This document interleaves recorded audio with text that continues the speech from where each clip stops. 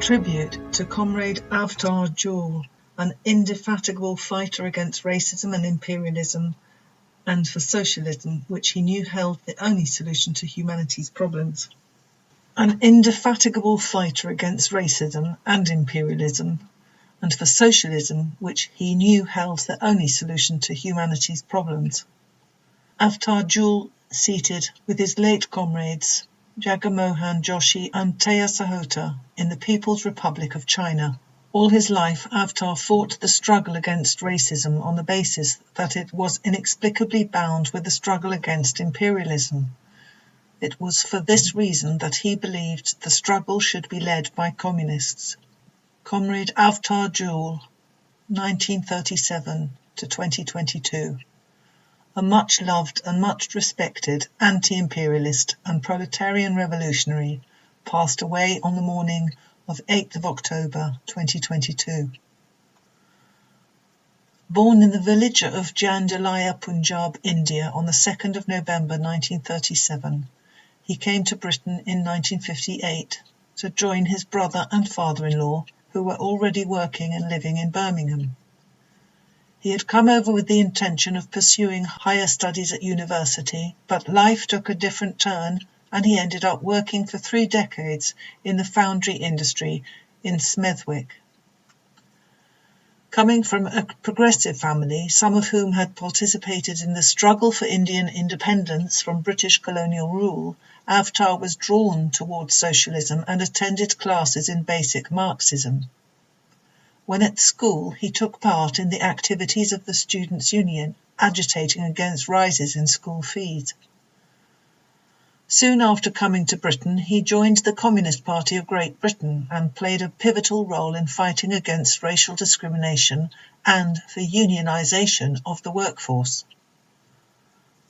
Although founded in London and Coventry in the 1930s, the Indian Workers' Association of Great Britain, as a vibrant and centralised organisation, came to occupy a vital place in the British working class movement only after the arrival of Punjabi workers in the late 1950s. Avtar, along with comrades Jagmohan Joshi and Teya Singh Sahota, was central to its organisation and to imparting to it a progressive anti-imperialist outlook. In many respects, the IWA GB was more progressive than many organisations calling themselves socialist. Its programme was aimed at fighting against imperialism and racism, and at forging the unity of all workers irrespective of their colour, religion or national background. On the anti-racist front, the leadership of the IWA conducted a fierce struggle against discriminatory practices at workplaces, in housing, and in public places such as pubs. Avtar was at the heart of this struggle. The British Parliament passed the Anti-Immigration Commonwealth Immigrants Act in 1962. The Labour Party, then in opposition, promised to repeal this legislation on being elected to office. While it won the general election of 1964, it lost the Smethwick seat to the Conservative candidate Peter Griffith, who won it with the slogan, "If you want a nigger for a neighbour, vote Labour." Following that election in Smethwick, Labour, far from repealing the Commonwealth Immigrants Act, went on to strengthen it. Labour's conduct on the race question, as in every other area of concern to the working class and oppressed peoples, was simply shameful. Undaunted, Avtar and other leaders of the IWA got on with the work of mobilising workers against racism, helping in the process to build solidarity with other organisations and creating powerful new bodies such as the Campaign Against Racist Laws, CARL, which served to expose the inherent racism that underlay the Nationality Act of 1982. While doing its best to build bonds of solidarity with the trade union movement, the IWA had to struggle against race prejudice within working class organisations. For example, the trade unions opposed legislation against racism on the spurious excuse that such legislation would interfere with collective bargaining. The IWA supported major industrial actions by workers all over the country, especially those which took place at Imperial Typewriters, Grunwick, and the historic miners' strike of 1984–85, collecting funds for the strikers' families and providing food on several occasions. In the Midlands area, Avtar worked tirelessly in support of the miners, as did IWA branches all over the country. On the anti-imperialist front, Avtar, along with his other comrades, supported wholeheartedly the struggles of the oppressed people for national liberation, from the Vietnamese people's heroic fight against US imperialism to the fight of the Irish people for the unification of Ireland and ending British rule in the 6 counties, the struggle of the Palestinian people against murderous Zionist colonialism, the struggle of the peoples of South Africa, Zimbabwe and Namibia for freedom against white racist minority rule, and the fight of the Angolan and Mozambican people against Portuguese colonialism.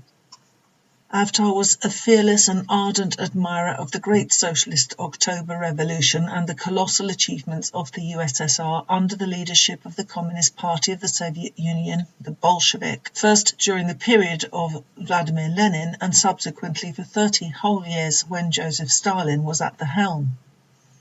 After the sad collapse of the Soviet Union, thanks to the ravages wrought by the triumph of Khrushchevite revisionism following the death of Stalin, Avtar supported the work of a Stalin Society, which was and remains the defence of the earth-shattering achievements of the USSR under the leadership of Stalin over 3 decades of extraordinary difficulties and exceptional opportunity.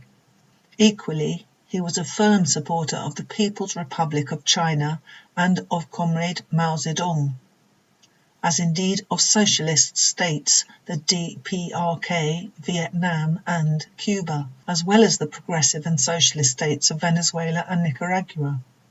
After 3 decades in the foundry industry, Avtar was appointed to the post of lecturer in trade union studies at South City College in Birmingham, a post he was reluctant to take and only agreed to after his foundry workmates agreed to him doing so.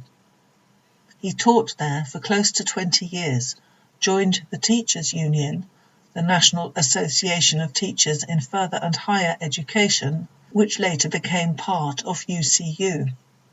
He was elected to the National Executive Committee of the Union, where his work was appreciated and admired. Along with Joshi, Taya and other comrades, he collected money to buy premises for the establishment of the Shahid Udham Singh Centre in Soho Road, Birmingham, to provide welfare services to the community, primarily, but not exclusively, Indian. After the Communist Party of Great Britain Marxist-Leninist was formed, he found it to be the organisation that best reflected his own political views and joined it, remaining a loyal member until his death.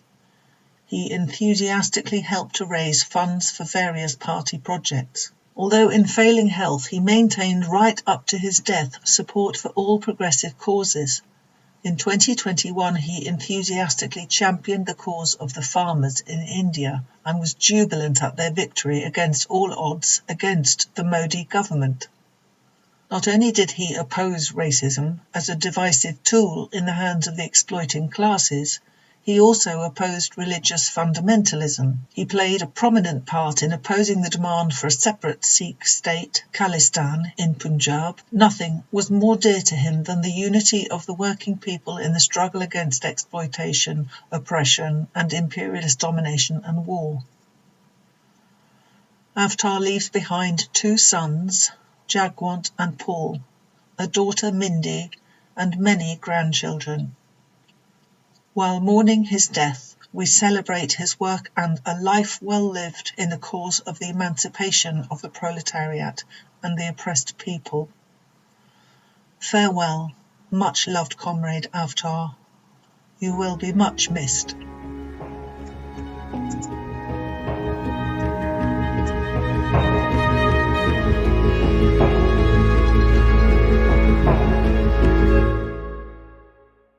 Thanks for listening to Proletarian Radio.